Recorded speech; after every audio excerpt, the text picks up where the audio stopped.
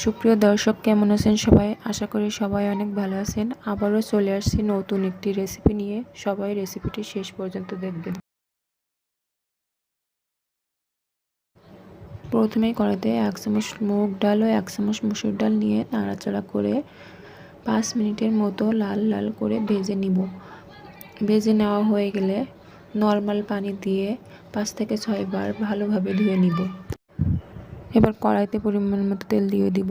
এখানে তেলের পরিবর্তে আপনারা বাটার এবং ঘি দিতে পারেন।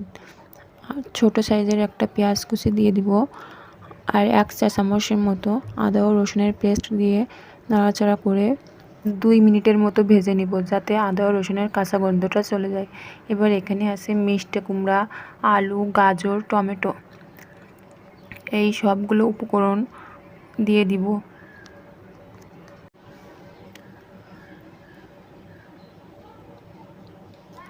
আগে থেকে ধুয়ে রাখা চাল ও ডাল দিয়ে দিব।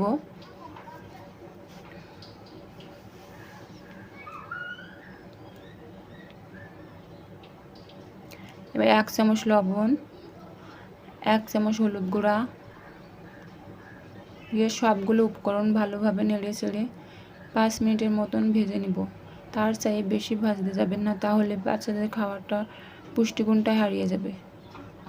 5 মিনিটের মতো ভাজা হয়ে গেছে। এবার 1 কাপ পানি দিয়ে দিব।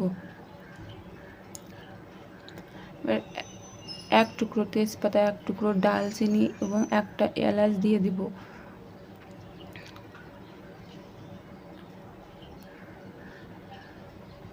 আর 1টা কাঁচামরিচ ফালি করে দিয়ে দিব। আপনাদের বাচ্চা যে যেরকম ঝাল খায় সেরকমই দিবেন। এবার ঢাকনা দিয়ে 10 মিনিটের মতন রান্না করে নিব। ঢাকনাটা উঠিয়ে নিব। পানিটা শুকিয়ে আসছে। এবার নেড়ে চেড়ে এবার ভালোভাবে ঘুটনা দিয়ে ঘুটে নিব। যার বাচ্চা যেরকম খায় সেভাবেই দানাদার করে রাখবেন, সেভাবেই ঘুটে নেবেন।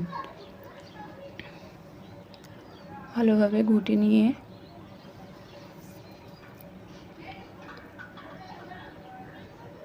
তেজপাতাগুলো তুলে নিব, মশলাগুলো এক এক করে তুলে নিব।